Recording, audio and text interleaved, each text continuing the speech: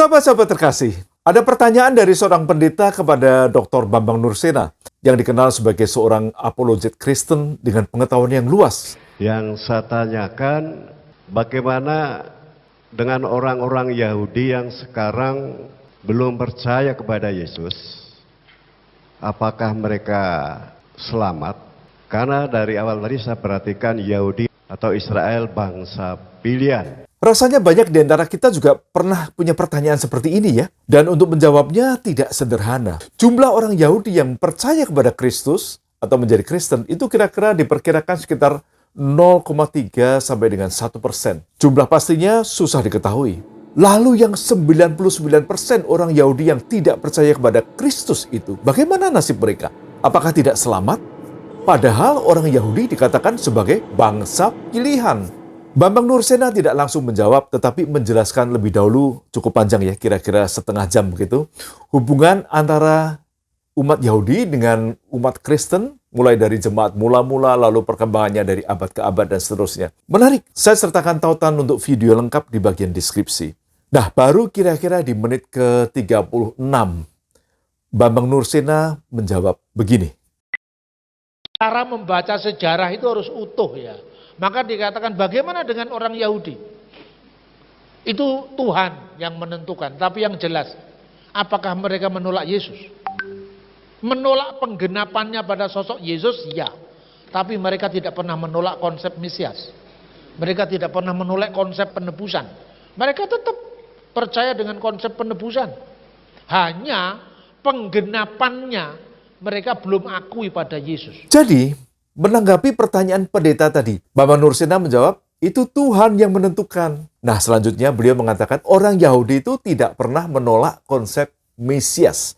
Tetapi penggenapannya pada sosok Yesus itu yang mereka tolak. Yesus yang mereka tolak itu tidak lain adalah Yesus Kristus yang wafat dan kebangkitannya baru saja kita peringati. Menurut doktrin keselamatan tradisional, orang yang menolak Yesus yang telah bangkit ini kan tidak selamat.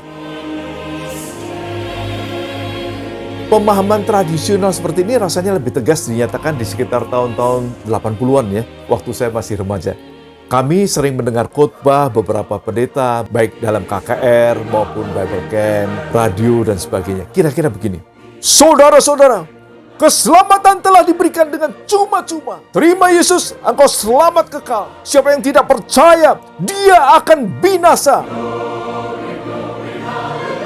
Nah, maka sahabat-sahabat, zaman itu saya pernah berbincang dengan teman saya. Dia bilang gini ke saya, Bud, dia memanggil saya Budi. Seperti juga teman-teman saya orang Indonesia, termasuk teman-teman dari masa kecil saya.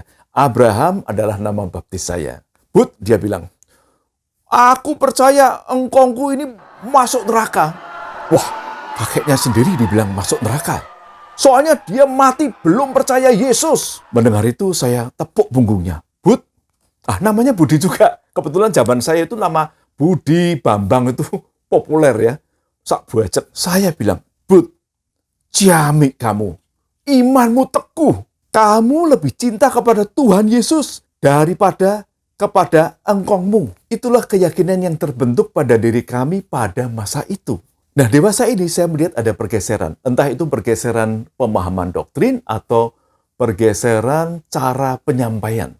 Jadi kalau seorang Kristen konservatif ditanya oleh orang, apakah orang baik bisa selamat? Di zaman sekarang ini saya sering mendengar jawaban bukan lagi mengatakan, oh ya mereka tetap akan binasa. Tetapi jawabannya adalah, yang penting kita percaya kepada Yesus pasti selamat. Di luar itu kita tidak bisa menghakimi. Itu adalah keputusan Tuhan. Ada memang yang mengartikan bahwa keputusan Tuhan itu sudah pasti.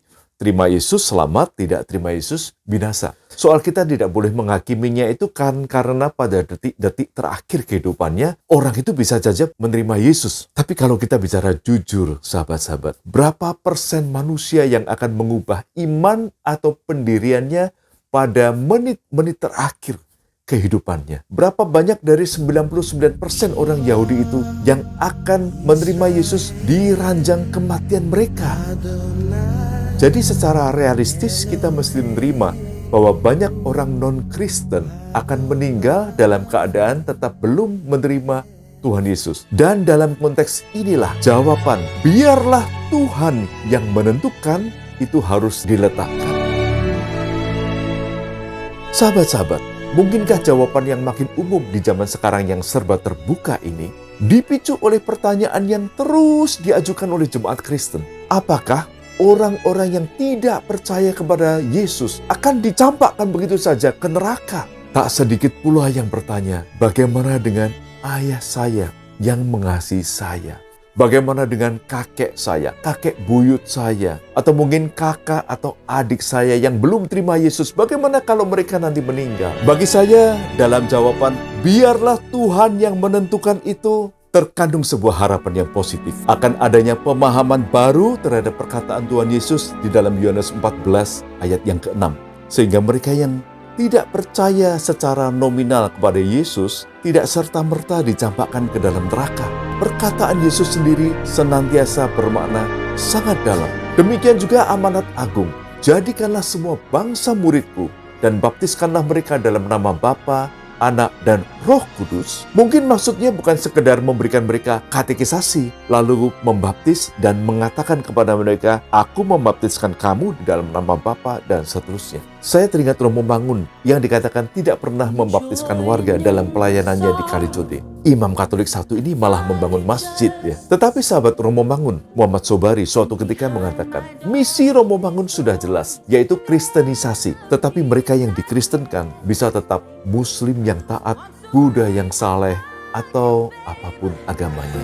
Jadi kristenisasi Romo Mangun bukan dalam pengertian yang sempit untuk mengajak orang pindah agama. Mungkinkah ini baptisan yang sesungguhnya yang dimasukkan oleh Tuhan Yesus, yaitu menyelamkan orang-orang ke dalam ajaran cinta kasih Kristus, ke dalam nilai-nilai Kristiani, dan ke dalam berita sukacita bahwa kita memiliki Allah pencipta yang sungguh mengasihi manusia, kita semua, seperti seorang bapa mengasihi anak-anaknya, penuh kasih karunia dan pengampunan. Saya Abraham dalam kasih sehari-hari. Sampai jumpa